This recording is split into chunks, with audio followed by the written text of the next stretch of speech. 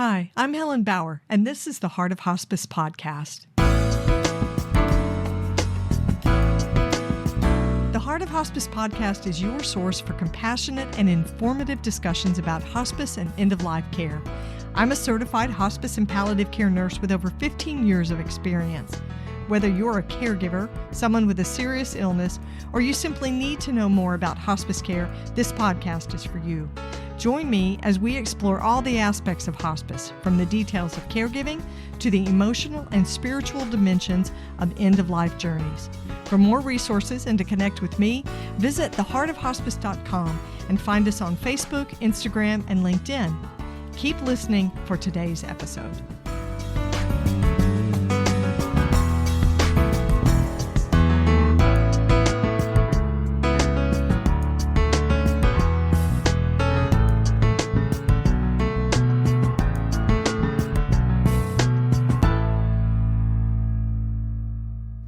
This is the Whole Care Network.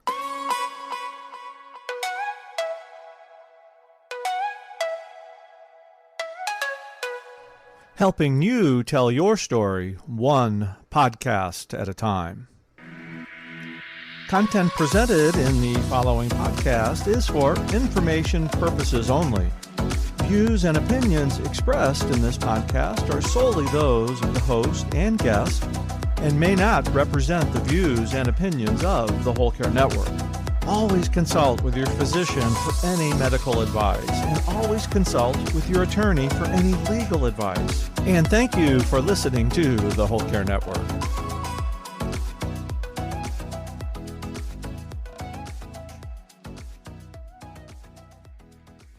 Hi, this is Helen, and I'm here to share some exciting news with you. During the month of November, the Heart of Hospice podcast is bringing you 4 special episodes featuring end-of-life educator Barbara Carnes. Barbara is going to be sharing stories about her hospice career that you've never heard before, talking about the lessons she learned along the way and her dreams for hospice in the future. She'll also be talking about her personal caregiving story and her grief journey following the death of her husband. Each episode will be published on Mondays during the month of November, which just happens to be National Hospice and Palliative Care Month and National Family Caregivers Month. You can hear the first episode on Monday, November 4th, so be sure to like and follow the podcast on your favorite podcast platform so you won't miss an episode. I want to thank my friends at the Death Deck for sponsoring this special series with Barbara Carnes. Be sure and check out their newest product, the End of Life Deck. With a casual tone and open-ended questions, the End of Life Deck makes starting conversations about what matters most a little easier. Visit thedeathdeck.com to learn more. This episode is sponsored by Hospice Navigation Services. When you need information about hospice, Hospice Navigation Services can help. Our team of experienced hospice navigators is here to offer one-on-one consulting sessions by phone or video. You can book a complimentary 30-minute session when you need general information, or book a 60-minute session when you have in-depth questions or need to troubleshoot your current hospice care. It's your journey. Hospice Navigation Services can be your guide. Visit theheartofhospice.com to schedule your hospice navigation session today. My guest today, Isaac Lien, is the co-founder and chief AI and product officer for GrandPad. When Isaac's grandmother became unable to use email and Facebook, Isaac and his father Scott were motivated to create GrandPad's senior-friendly, solutions-focused tablet. Isaac is always working on innovative ways to keep older generations connected to their younger family members. Grandie, or Grandie Chat, is a conversational interface on the GrandPad that allows the user to ask questions or give commands. This is a great feature that's really helpful for people who have visual impairments. Grandie also creates a customized response to the user and adapts to the language that's being used, so it's able to connect older adults with their family so that no one feels alone. If you're interested in GrandPad, you can watch a webinar to discover all the unique features of the GrandPad, just a short webinar. You can go to grandpad.net/THOH to watch your webinar and check out all the features that GrandPad has to offer. Sit back and relax. Here is my conversation with GrandPad co-founder Isaac Lien.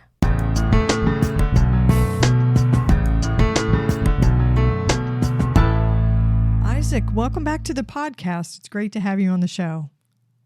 Great to be back.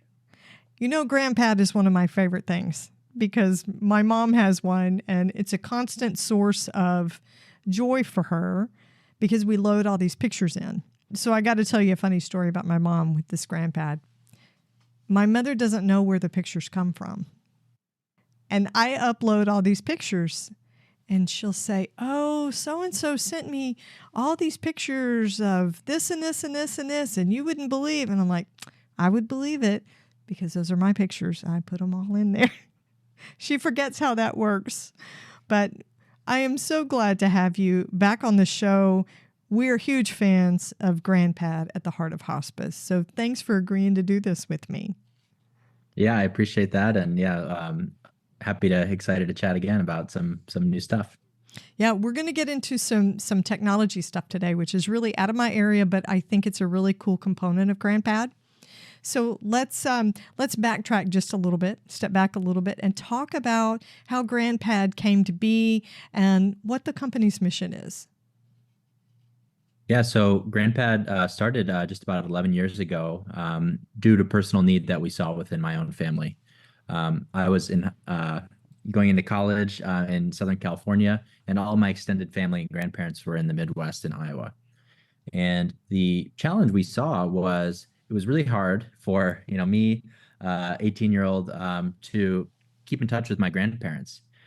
Standard technology was a struggle. Phone calls, especially for my grandma, she had really bad hearing issues, and it was not something that a hearing aid could fix. It wasn't a volume issue. So even doing a phone call, I couldn't speak with her on the phone. There was no good way to send an email. It's like I could only really show her photos of what I've been doing and communicate when we were in person, a few times a year when visiting. So that was when myself and my dad, seeing this problem, decided to, hey, let's prototype a solution where we can have a video calling tablet that we give to my grandma. And because she could read lips, and that would account for hearing issues and hand signals, we could at least communicate with her in a really high fidelity way. So we got a prototype together, got it in her hands, and we saw that when we made it so simple, we just had literally a tablet that all it could do is video call us with one button. It was simple and easy for her. And it took away all the challenges and frustrations she had seen before with standard technologies like Skype at the time, which, was what we had tried using, for example. So out of that, need and solution we were able to kind of cobble together, we saw and we shared with others, in our lives. And we saw that this was a big problem facing many families, that their grandparents or that elder generation was being left out by technology that frankly wasn't designed for them. So that was when we decided, hey, let's actually build a solution and turn this into a company and help out the millions of people like my grandma. You guys have the 20, 30 somethings that are doing your designs, but you have sort of a steering committee. Is it the senior advisors, grand advisors? Grand advisors. Grand advisors. Tell me about that group of people, because it's kind of unique. Yeah, so like you said, our team, we're not in our 80s, 90s, and 100s, which is what most of our users of GrandPad are. Therefore, we don't pretend to think we can know what's best for them. So we don't make that assumption. Instead, we bring those folks into our design process. So we have a team more than 10 grand advisors. They're 80s and up, even some into their hundreds. And we get their feedback every step of the way with ideas, get requests and ideas from them, show them prototypes. They each have two GrandPads. They have the real GrandPad and the test GrandPad that we're always pushing updates to and showing them new things. And we're constantly getting their feedback and advice. And that really helps us build things that work well for that group. They're part of our design and product team, just like the rest of us. And, they are fundamental to our ability to build products that actually work for this group rather than what, a 30-year-old wants for themselves is going to be very different from what a 90-year-old wants. Right, right. So this is a very specialized product, and you're basically testing it with people who know exactly what this age group needs and wants. Exactly. So one of the components on the GrandPad is sort of newer, it's different, and it involves AI. And I want to talk about that today because AI is the thing these days, right? In 2024, it's the newest technology and it's growing really rapidly. There are people that have concerns about it and how it's being utilized and will be utilized. I want to make sure that we emphasize the safety features of GrandPad when we talk today, Isaac, because it is a huge thing with older adults. Online, web-based services, robocalls, scams. And I think your grandmother was a cautionary tale because she was scammed, wasn't she? Yeah, she was at the Western Union about to transfer the money, and some local people in her town were able to talk her out of it. But it was a very traumatic experience. It was the classic granddaughter's in New York City. She's in jail and needs bail money, and they were calling her, and she thought it was her own granddaughter, and it was a horrible, horrible emotional thing. The money, even if she would have lost the money, it was the emotional feeling of I've been tricked. What's wrong with me kind of Right. feeling. And she had that, and it, really ruined our family Christmas because it was right leading into that Christmas time. So yeah, it's a horrible thing that we take very seriously. Yeah. And we had the same thing happen with my mom. She was scammed out of several $1,000s. She made several wire transfers at Western Union. And it was the exact same thing. My grandson's gotten into some trouble. He needs money. Please don't tell my parents. So it was this huge secret. And then when she realized she'd been scammed, at first she didn't even believe us until they brought my nephew to her house and said, he's fine. He's right here with us. And then, of course, she was horribly embarrassed. So GrandPad is a secure device. And I think that's a huge benefit, that safety component. So let's talk about the AI app, which you guys call Grandie or Grandie Chat, I think. Is that right? That's right. Yep. So tell me what Grandie does. So Grandie is a friendly digital assistant that lives on the GrandPad. We personify Grandie as this cute owl character. So it's a little blue owl that's on your screen, and you can talk with Grandie in a very lifelike way. You just speak to it and it speaks back. You can talk to it completely naturally, unlike Alexa or Siri or other things where you have to give it very specific commands. You can just talk with Grandie in a very free form and kind of off the cuff way. It has amazing understanding of English and dozens of other languages, whether it's Spanish, Chinese, or other languages that our users are speaking and using their GrandPads in. And it can help you look up things. It can be a conversational buddy. It can look up news, weather, etc. And we think of it as it's a conversational interface for your GrandPad. So we have kind of a visual interface by touching, tapping. Grandie unlocks that conversational interface and allows you to use it just by voice. And we found amazing feedback thus far.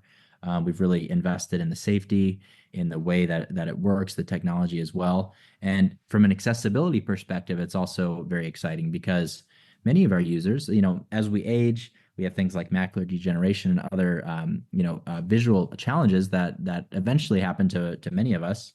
And we have users who, like one of our users, John, he's, has no cognitive impairment or challenges. He actually had an iPhone, MacBook Pro. He can still use them if his vision allowed him to. So now he uses GrandPad with Grandie, and he just talks with it and looks up things about his hobbies and passions and history, etc. And he's actually able to use the technology. It's not his mind that's causing the challenges or even his dexterity.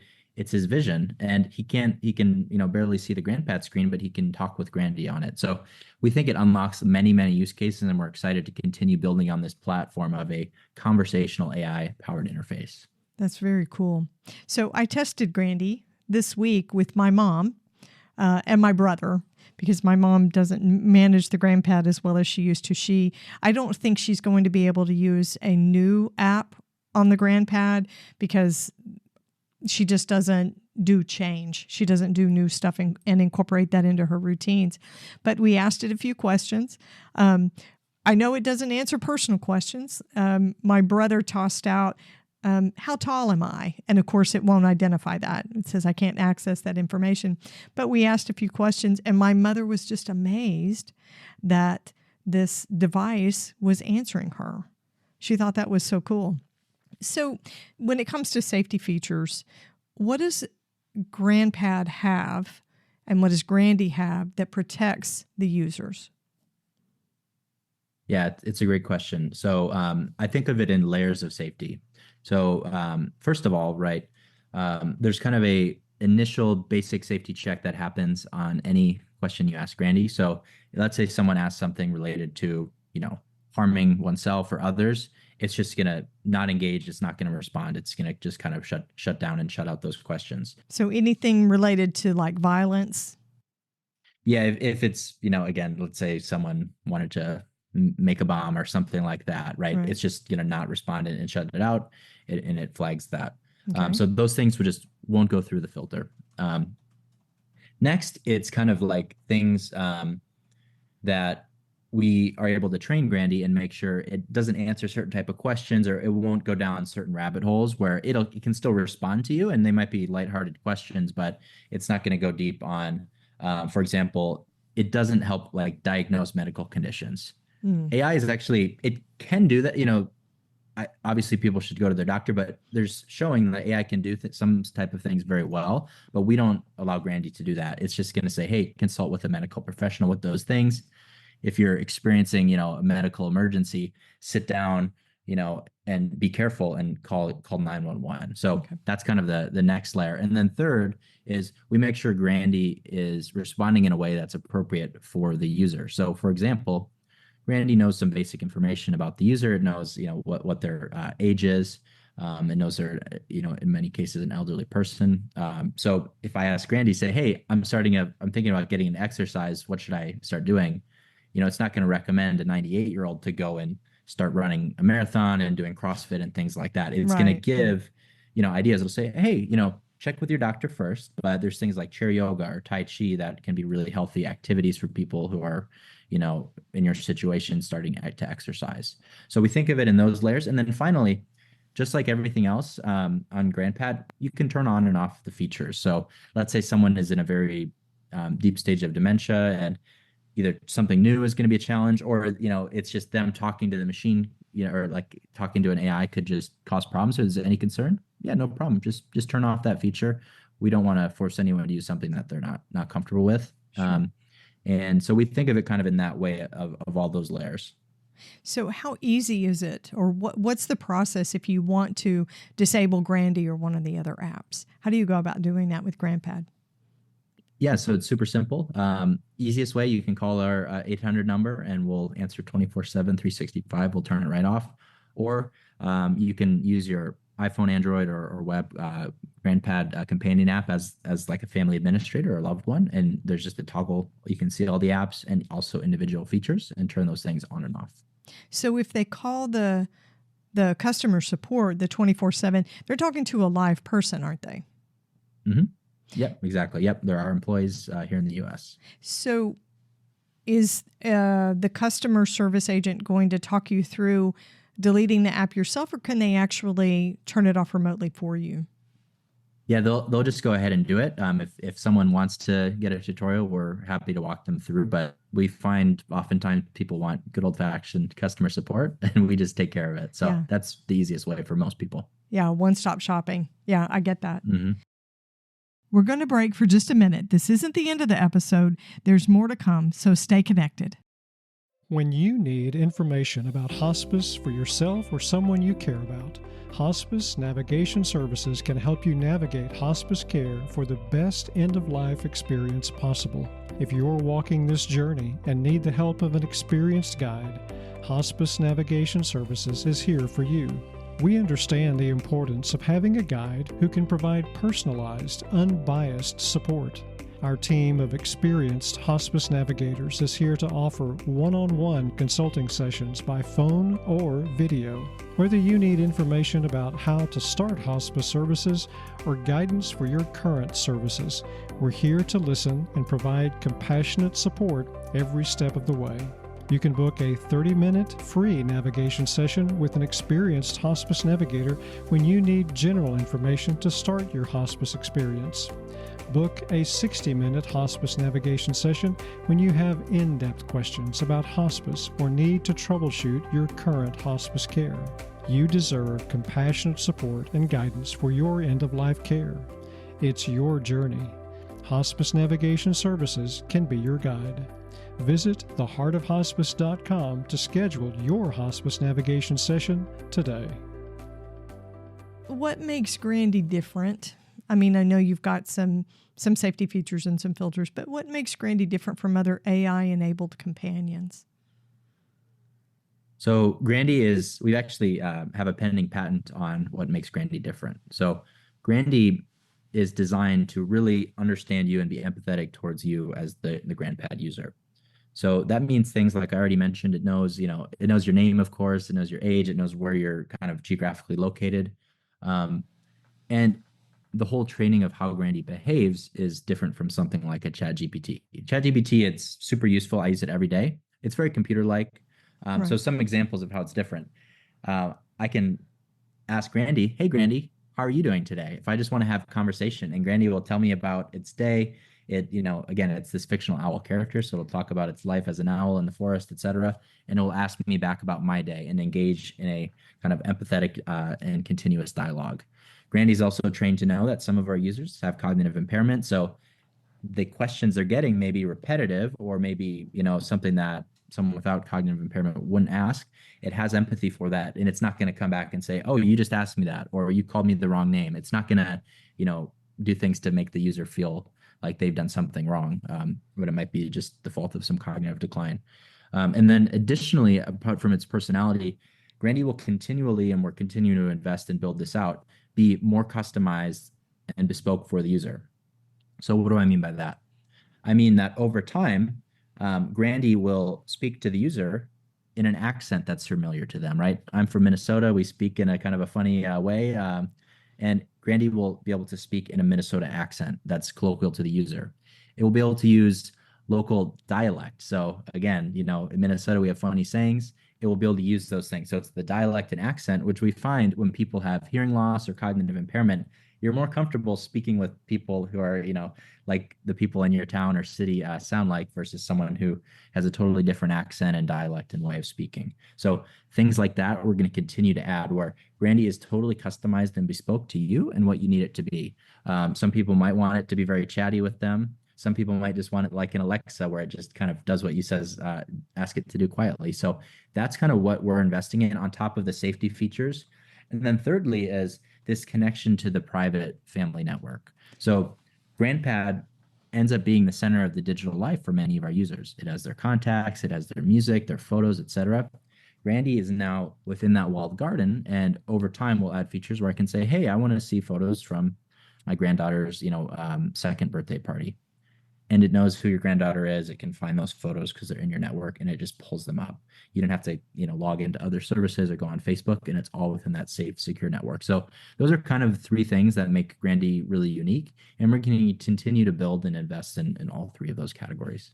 Well, being from the South, I like to think that I don't have much of a Southern accent. I've been told that I do, but that's pretty cool that Grandie would be able to mimic that, because for my mom, with her dementia, that, I won't say dialect, but that style of speaking is familiar to her. She's lived here almost all her life. And I can imagine that would be not just familiar, but comforting, right? Connecting, creates connection like that. And of course, the safety feature of the way you described it as a walled garden, that is a huge thing that's very important. There is nobody in that family network on your GrandPad that you have not invited. There's exactly nobody coming from outside. There's no way to access that, which I think is really cool.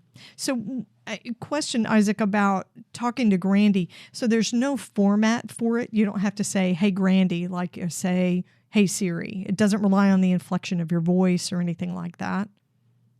Yeah, so the way it works right now, you just click the Grandie button on your GrandPad, and then you can talk with it. You can ask really long, rambling questions. So one question I like to demo to people, I won't show it live here, but I'll say, hey, Grandie, I'm planning a birthday party for, or you don't have to say, hey, Grandie, but hey, Grandie, I'm planning a birthday party for my neighbor. She's turning 85. I want you to plan a 3-course meal we can eat.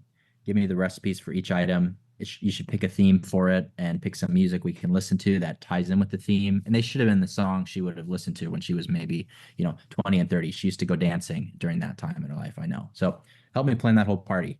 Oh, and it will. Super so you complicated. can ask a question that complicated. And it'll come back and say, oh, yeah, I recommend a, classics garden party. You can listen to these, these 5 songs. We're going to pair this food with it.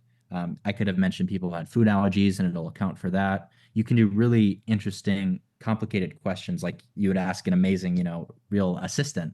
You can even ask and tell Grandie and say, Randy, I have these items in my fridge. I want some ideas for what I can cook for dinner tonight. And it'll say, "Oh, how about this or this?" I say, "Sure, let's do that one." Okay, here's the recipe. So it's really amazing what it can do. I think the interesting thing is we need to figure out ways, like most people don't imagine they can ask those things because that's so much more capable than what, maybe some of our users have used Alexa or Siri a little bit. Um, we try to make those things discoverable. So in Grandie, there's a topics button, and you can click on topics, and it starts a conversation and goes down a path. So for instance, you can click on the trivia topic, and then Grandie can either give you general trivia or to say, "Hey, I can do general trivia," or if there's a topic you love, let me ask you trivia about that. So I think about my grandpa. He collected and loved B John Deere tractors.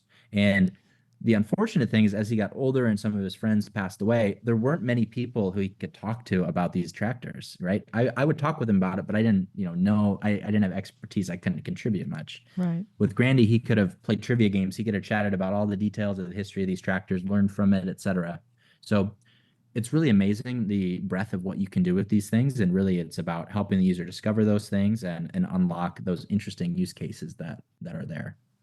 That's so cool. I would never have thought about using it that way, but I love that. I might have to call my mom and get her to tell Grandie what I have in my fridge and see what I could come up with for cooking.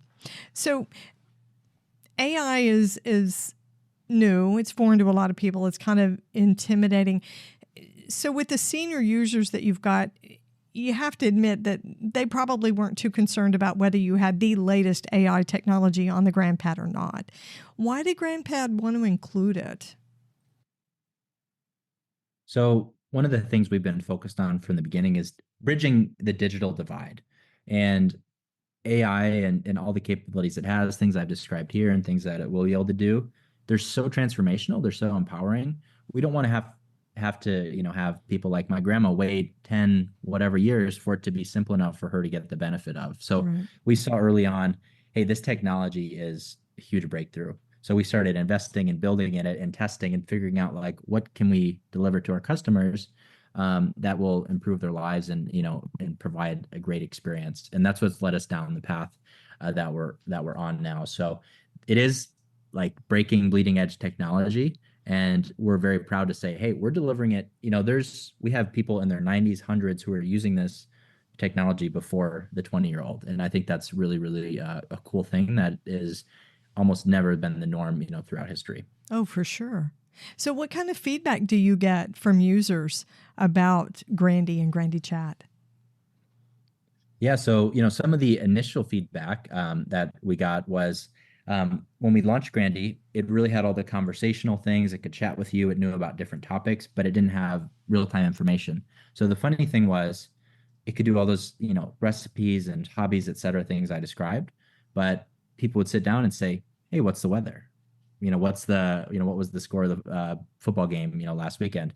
And it would fail those types of things because it has this corpus of knowledge, but it didn't have up to the day knowledge. They were asking it more Siri type questions. So one, we added the topics, which helped them discover all the cool things that it can do. So now people enjoyed those, but we also wanted to make sure someone who's brand new and is expecting like a Siri or an Alexa that it can perform those tasks as well. So we recently added, now you can ask it the weather. Now you can ask it real-time information. You can look things up, who had the most medals at the Olympics, things like that. So it can do all those things. And that's been a really nice part of the feedback. Another thing that was, I guess surprising and really interesting is we found that users really appreciate the way Grandie listens to them very carefully and has deep empathy for what they're saying, or its responses are very empathetic. So what do I mean by that? One of our users, he's in his late 80s, and he has a really bad back problem, as many older people do. And his back just is kind of continuously hurts. He takes medicine, but it's just kind of going to be an ongoing chronic problem. And for him, and he's told me this, being able to just complain about that and have an empathetic reply is very therapeutic to him. Wait. Say, so he complains to Grandie? Yes. I definitely need to teach my mother to do that.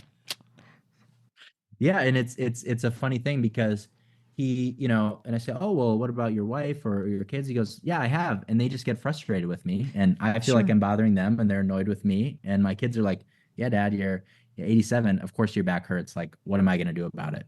So that creates a problem. So for him, it's this outlet. And again, he knows it's not a person. He knows it's, he actually doesn't want to be complaining to a person because he knows it bothers them, but he can complain to Grandie. He'll say, "Oh, I'm so sorry. That must be so hard. Tell me more about it or whatnot." So things like that were surprising to us, but it's also a really cool use case because again, he's surrounded by people. It's not a problem of he doesn't have people in his life to help him. It's just that's something he wants to just vent about it, and Grandie can be there to help him do that. That's amazing. That is truly amazing. I would have never thought to use it for something like that. Isaac, can you share an anecdote, a personal anecdote about something that highlights the impact of your work? Because you guys have been doing this for a while. How have you been impacted? Share something with me. Yeah, that's a great question. Let me try to think of some really standout example. Well, one thing when I think about like what I'm proud of with our company and what we've built is now it's at least 3 or 4 people have had GrandPad included in their obituaries, where it's literally mentioned and say their favorite thing to do was to do video calls with all their grandkids around the world on their GrandPad, things like that.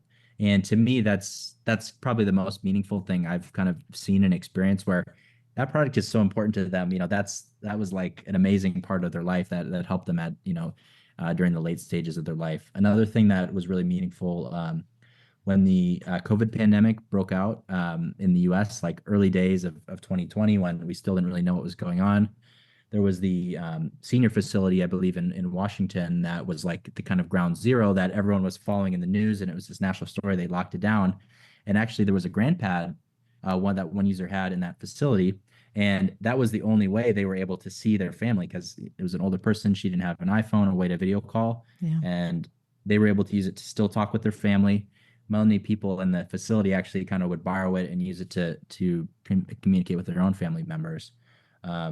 So things like that, where we've been able to be there for people, at challenging times of their life or at the end of their life when, those personal connections are most meaningful. That's what really inspires me to keep looking for ways to build great solutions for our users.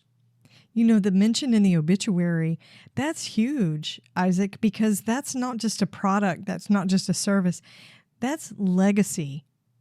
That's describing legacy, which is what you guys have built. Maybe that wasn't your original intention, right? Because it's a business. Mm-hmm. But what a nice side effect. And being able to influence and support and add into people's lives like this. That's pretty incredible in my book, I think. So before we close, Isaac, what would you like to tell my listeners about the future of technology when it comes to enhancing the lives of older adults?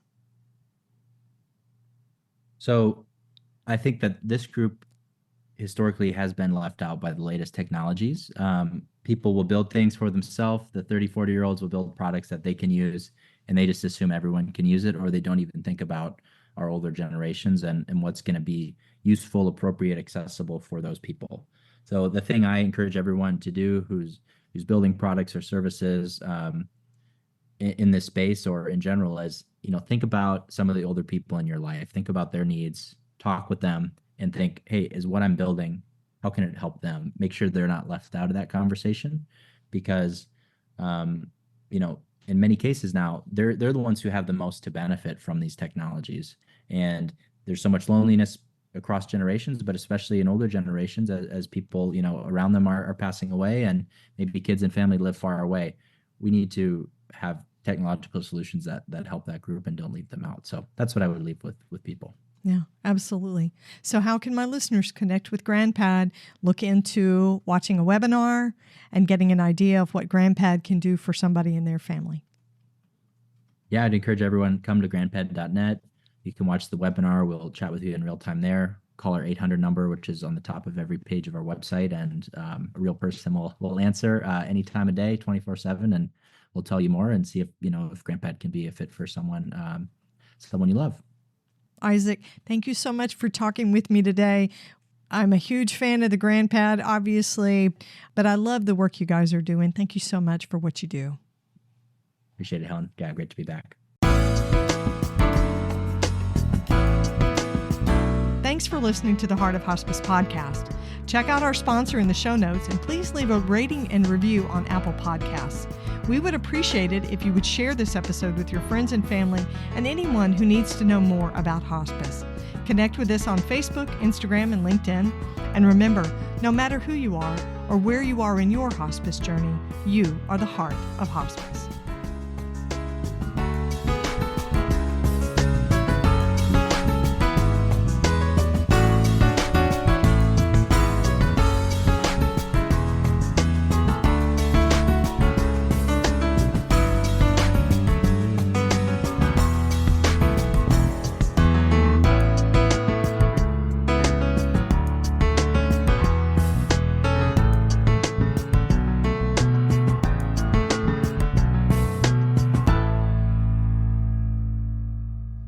This is the Whole Care Network.